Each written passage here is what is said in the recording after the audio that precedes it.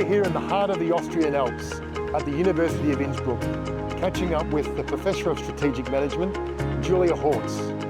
Julia is an absolute superstar in the open strategy movement, and we're about to get her very live insights of where open strategy is now and into the future.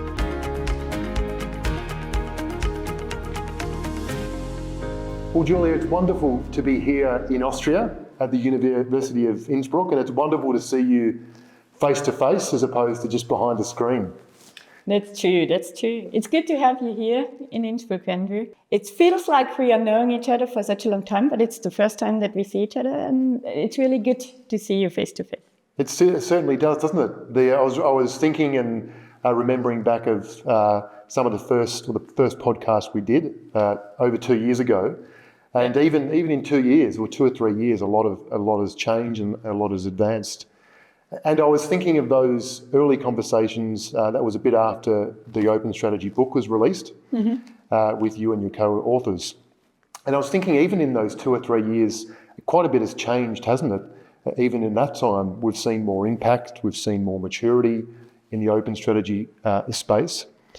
And perhaps to start, I'd be really interested, because you see open strategy from across Europe, and you see it globally. You've got connections globally, of course.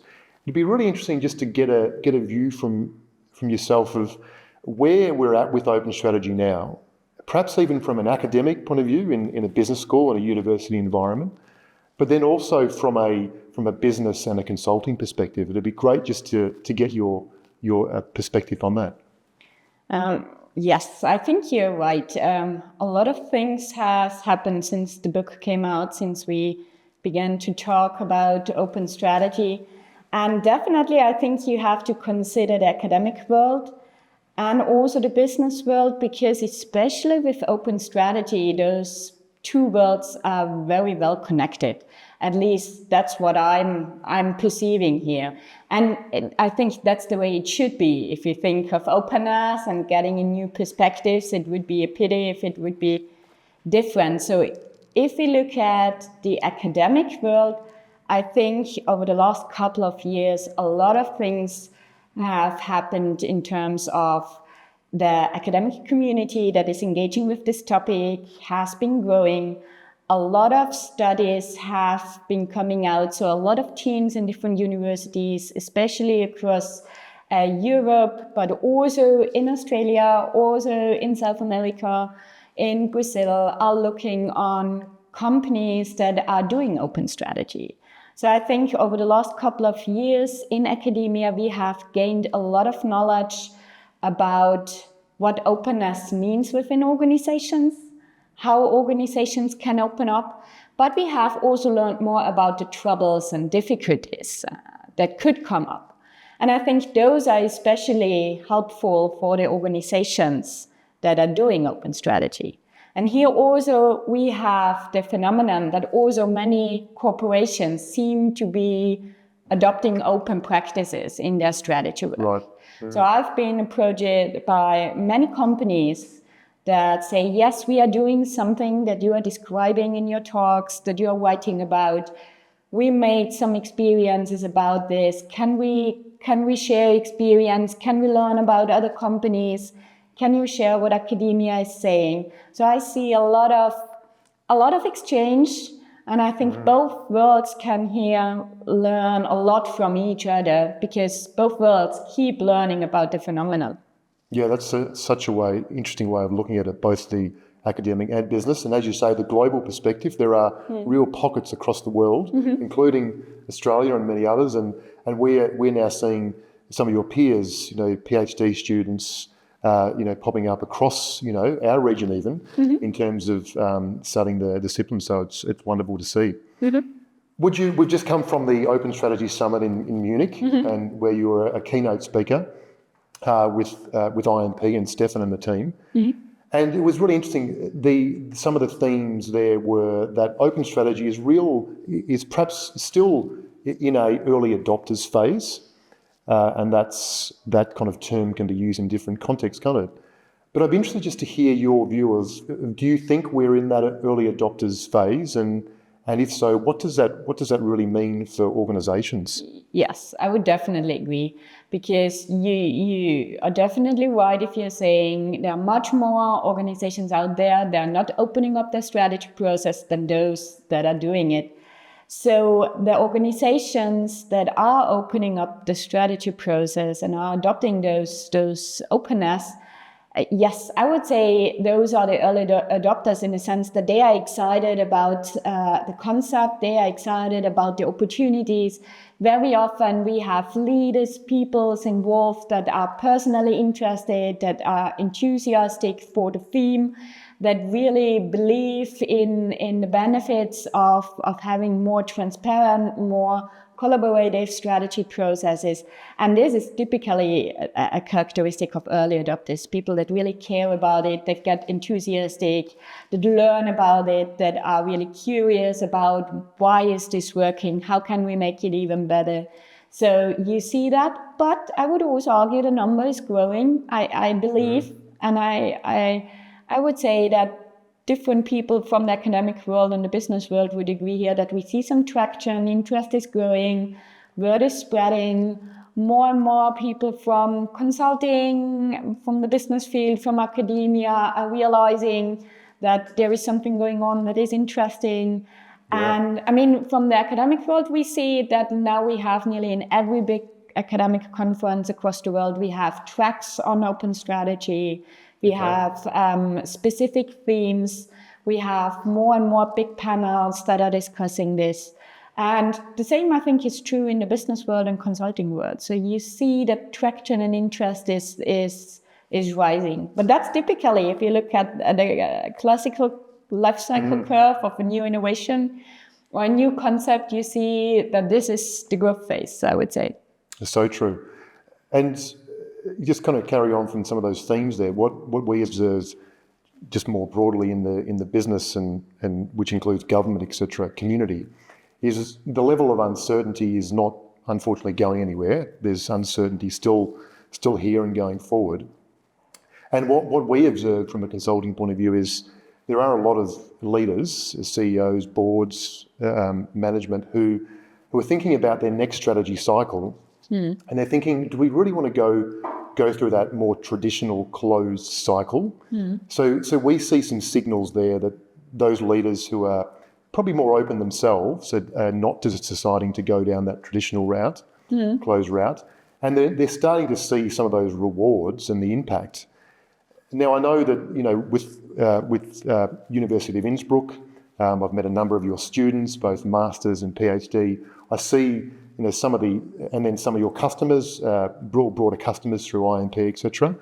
And we heard about some of the impact at the summit, Open Strategy Summit.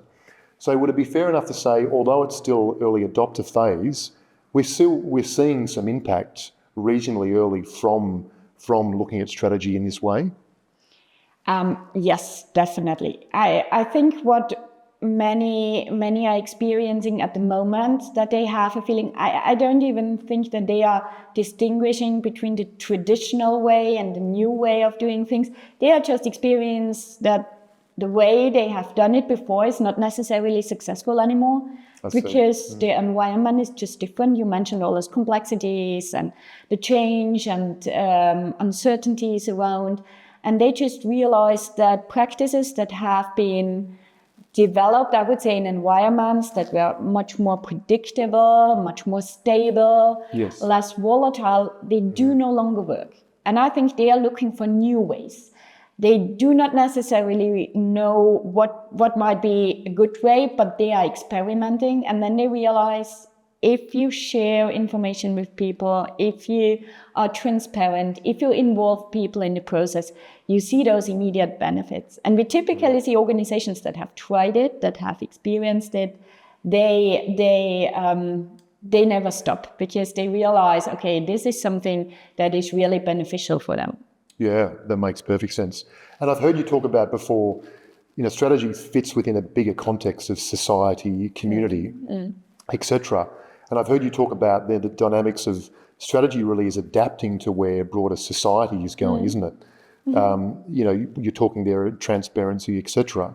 And would it be fair enough to say that you're seeing it even in younger generations, some of your students coming up, that the demand, and the desire for more transparency in broader society is perhaps even driving that in the bigger picture? Yes, I mean, definitely trends in the society are supporting the trend towards openness. You mentioned our students, and we realize that when we engage with them in the classroom, you realize that they are just expecting different things that generations before. They are used to getting the information they want very quickly. They are used that they can access knowledge quite quickly from everywhere.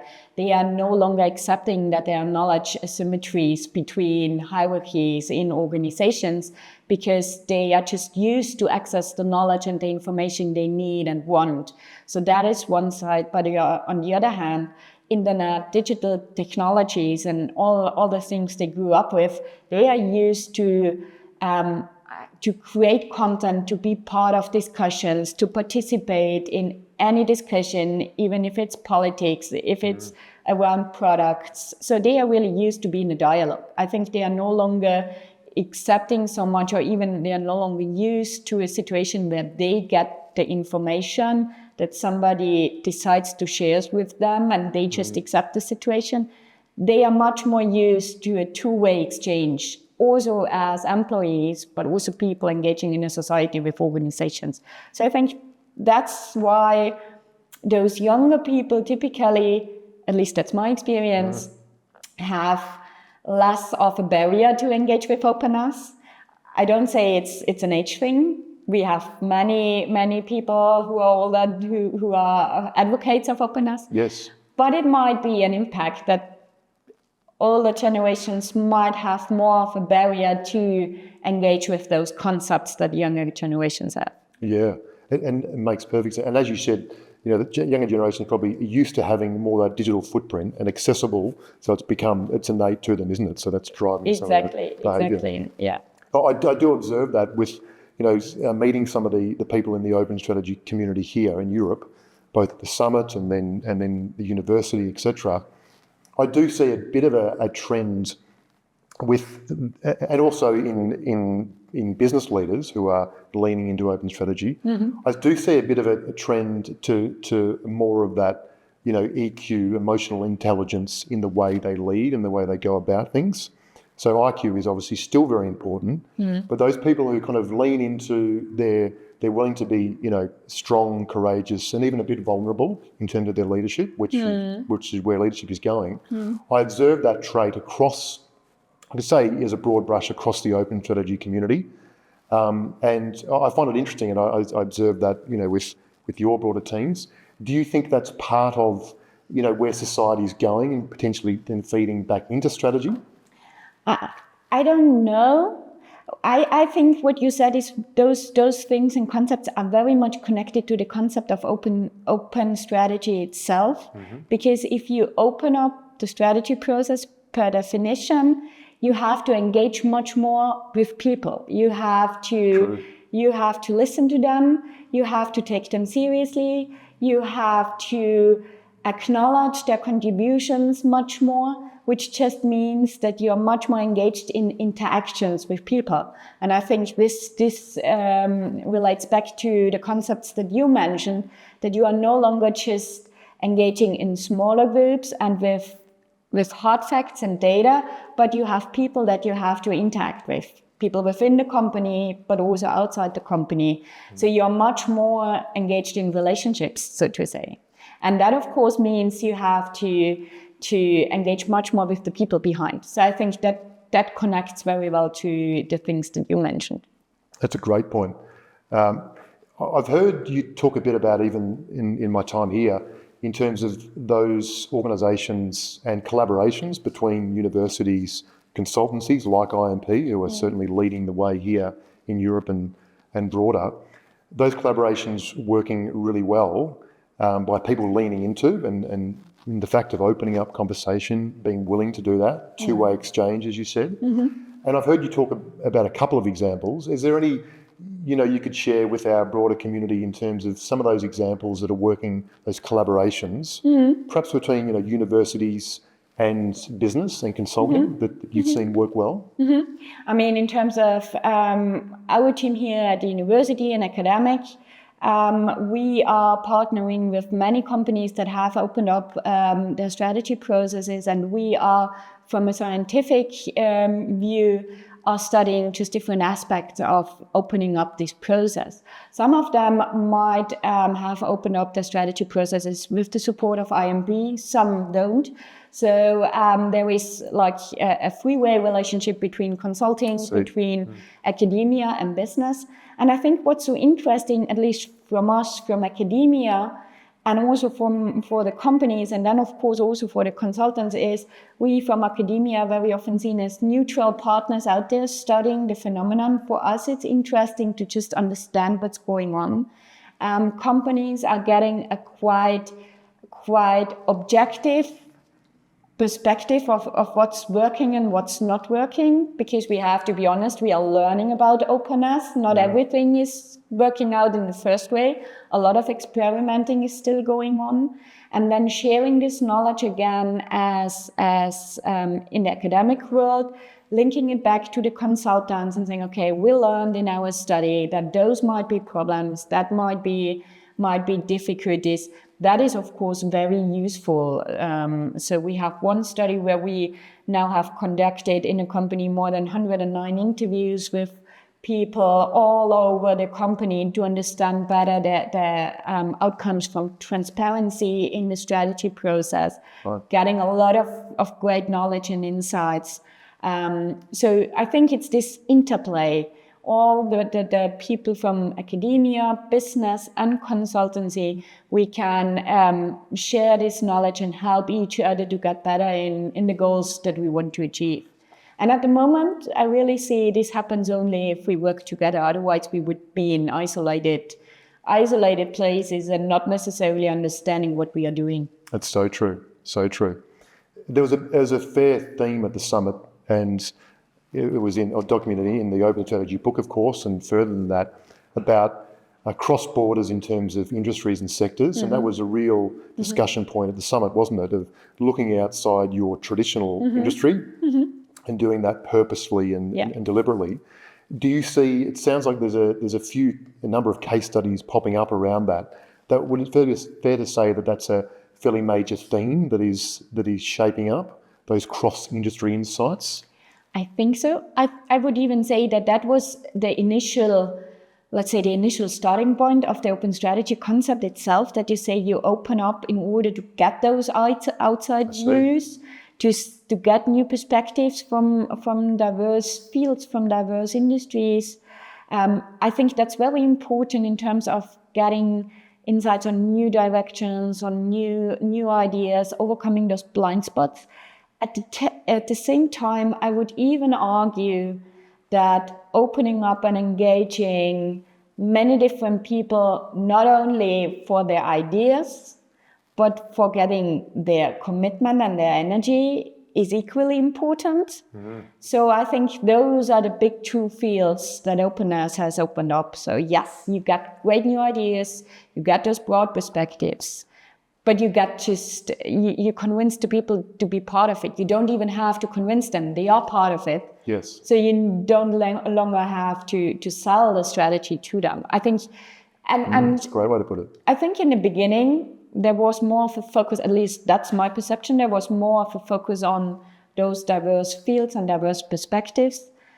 But over time, we have learned that getting this engagement, the commitment, having all of your stakeholders, not even within the company, but also outside your company on board, is even equally important.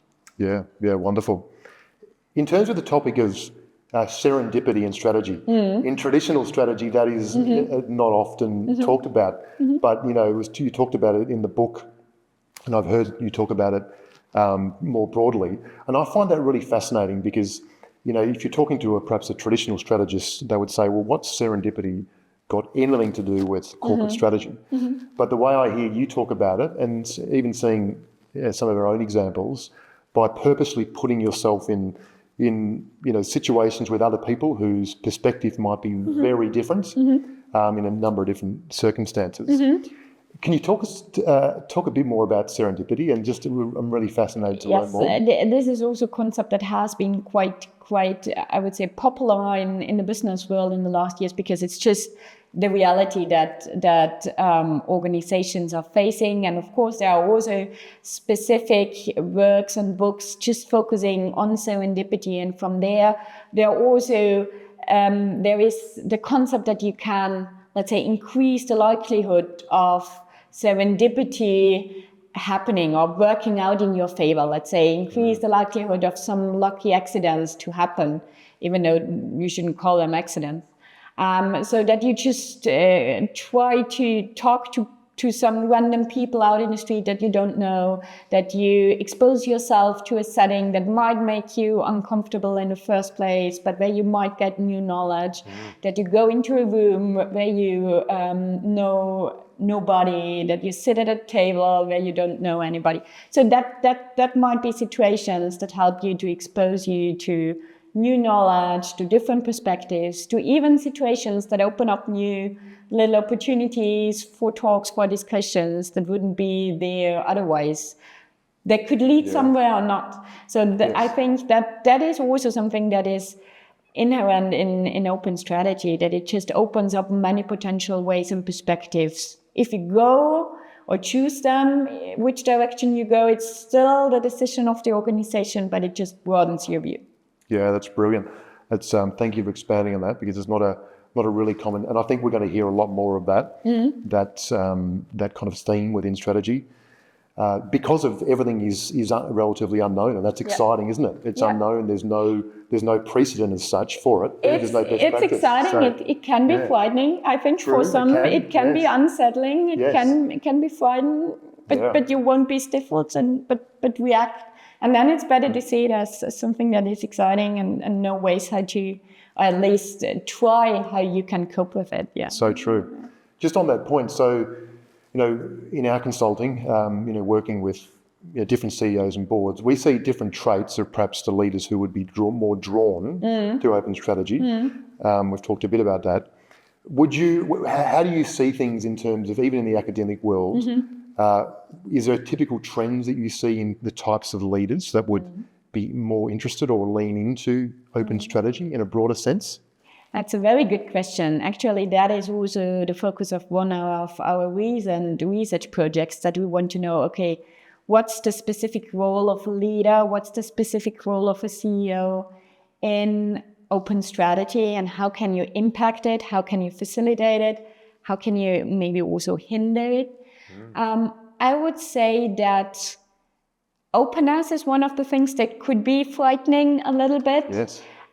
So I think typically leaders embrace it that are not necessarily expecting from themselves that they know everything, that they are accepting that they do not have all the information, that it's not necessarily them that have to do the final decisions and know everything, but are comfortable in reaching out to others, are comfortable in getting different perspectives, even conflicting perspectives that might conflict their views, that are fine with, I wouldn't say giving up control, but not necessarily having being the only ones who can influence the process. So the more comfortable leaders are with this picture of themselves, the more likely they are to embrace openness. So that's why we see openness in the strategy process very closely linked to leadership in the organizations. Not necessarily always. Sometimes we see cases where we see it emerging from the bottom without leaders recognizing. Then they might sometimes even feel a little bit overwhelmed. So I think it's better for leaders to embrace it themselves and get to know the concept and realize the benefits and the potentials, because then they also realize how to feel comfortable with those situations. Yes, yeah. And on that point, levels of openness, I remember there was a good section at the summit where the IMP slide in terms of the exploration phase and discovery phase was the most openness phase. And would it be fair to say that if there was leaders, listening, of where they could start to, dip their toe in the water to still feel a bit more comfortable. Yeah. Would it be fair to say that exploration phase is probably it's not a threatening stage of the strategy cycle. Yeah. We see that a bit. It's easier, to put yourself out there and open up that conversations in an exploration phase. Do you see a bit of that it's in terms of where it's probably easier to start? Yes, I would say so. I would typically say so that's the starting point for most organizations. As you mentioned, it's easier to open up this exploration phase because you do not necessarily have to share so much information yourself. You are not you don't have to give away so much internal information, so to say. And of course, here you can get just a broad number of ideas. I think if organizations do that as a starting point and they realize the benefits, then very often we see that they say, okay, now we have all those great ideas, now have all this input. Now, how should we proceed? And then it's easy to say, okay, of course you should proceed open because now you have to make sense of it. And now you have to engage the people in the process of what this means for them and how they could realize it in their organizations. And of course, you shouldn't do that alone. Of course, you have to do it together again. Yes. But then usually you don't have to convince organizations because they have experienced it already. And they say, of course, we will proceed like that. Of course, we do that. But I think the exploration phase, it's a good starting point. Yeah, that's brilliant guidance. And I think just to clarify, and it'd be good to get a bit more of your wisdom on it, Julia, in terms of a bit of a misnomer about the term open strategy. Some people can perceive it as we're giving up, making the final decisions, we're giving up decision rights. It's a voting process. And we know that's not the case. So can you talk a bit about that, just to be really clear about what open strategy isn't in that context? It's not democracy in the sense. It's not like everybody has a final say in the decision. Yes. That's typically not. Of course, I wouldn't exclude it per se from the concept because if you are very open, you can even decide to open up your decision process. But typically, we do not see that in organizations. Okay. And of course, that's not, I would say, where the benefit of openness lies in per se. So you can open up the different phases, but of course, decision-making and then also responsibility for decisions, of course, stays with the leadership team. And that's the way it's typically done in many corporations. And I think that's also important for leaders to know that they do not open up everything, that they are not giving up all the control, that they are not losing power. There are great ways, many different ways to open up in a very specific, systematic way, just based on your own needs, your own questions, the situation of your specific corporation.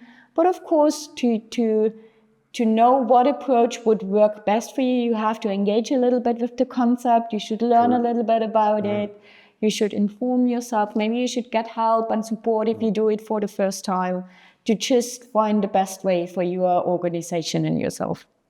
Oh yeah, thank you for clarifying that, because I think it is a bit of a misnomer that even the term can be a bit out there and people can perceive that.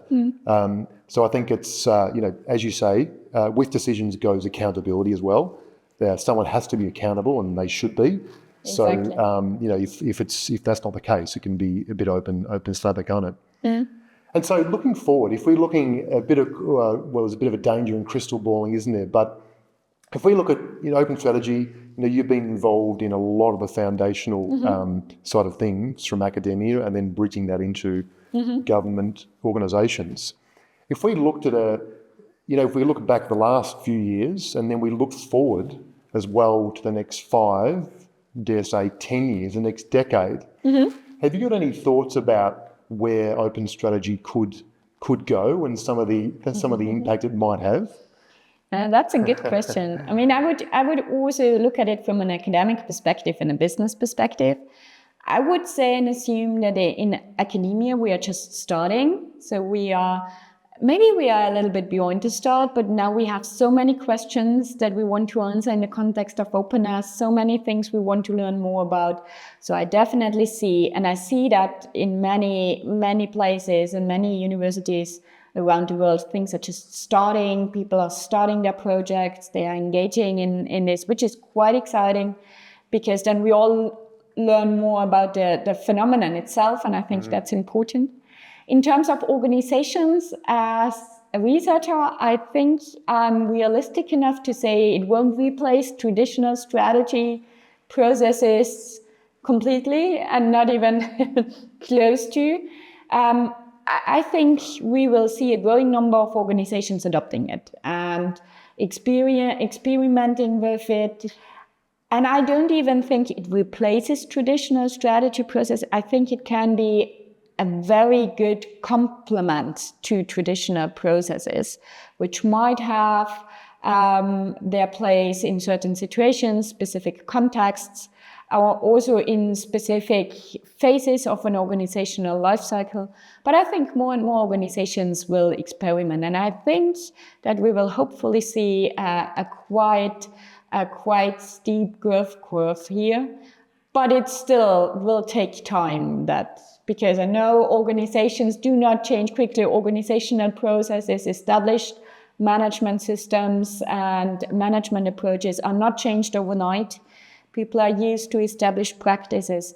And of course, in the end, we also need education, who are educating the next managers, the next executives, executive education, looking at this and making managers and our students familiar with the concept.